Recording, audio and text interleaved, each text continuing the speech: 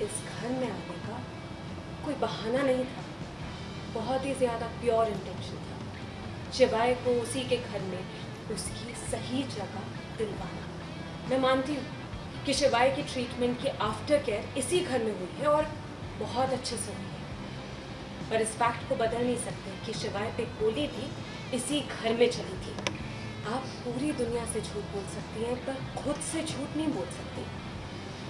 आप रुद्र को तब से जानती हैं जब से वो खुद को भी नहीं जानता आपका।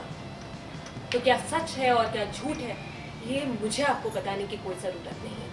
सीरियल जगधात्री में आया हाई वोल्टेज ड्रामा, जहां उस वक्त जबरदस्त हंगामा खड़ा हो जाता है जब आरती जगधात्री को नीचा दिखाने के इरादे से पैसे थमाते हुए ताना मारती है, लो ये तुम्हारे रिक्शे का किराया। इस एक लाइन के साथ ही माहौल गर्मा जाता है और साफ दिखता है कि आरती जगधात्री की इस घर में मौजूदगी पर सवाल उठा रही है।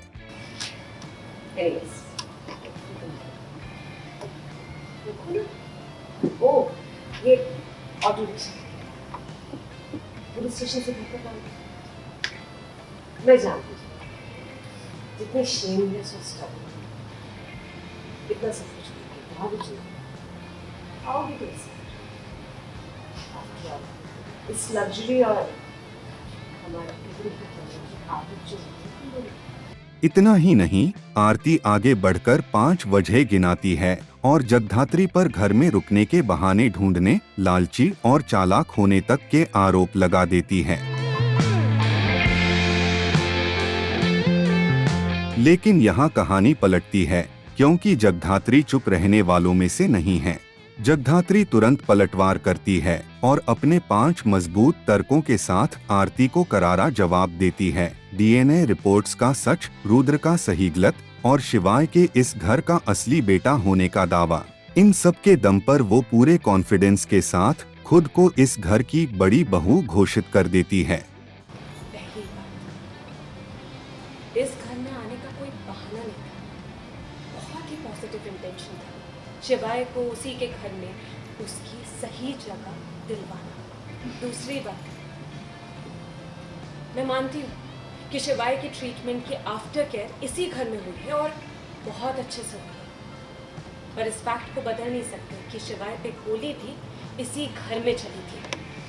तीसरी बात, डीएनए टेस्ट गलत थी क्योंकि उसे गलत दिखाया गया। वो सच भी मैं सबके सामने बहुत जल्दी करा। पांचवी बात पे, सासू माँ, How dare you क्यों? call me? क्या बात? आप ऑफेंड क्यों हो रही है?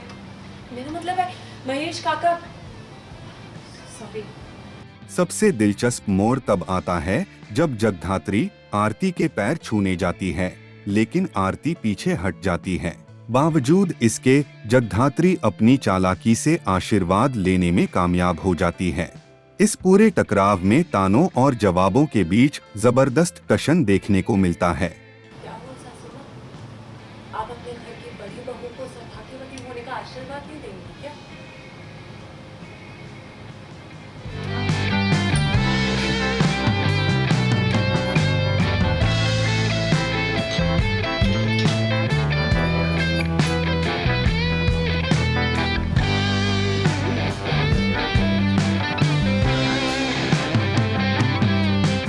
वहीं दूसरी तरफ कहानी में आता है ट्विस्ट, जहां जब रुद्र और तपस्या सो रहे होते हैं, लेकिन अचानक तपस्या की नींद खुल जाती है।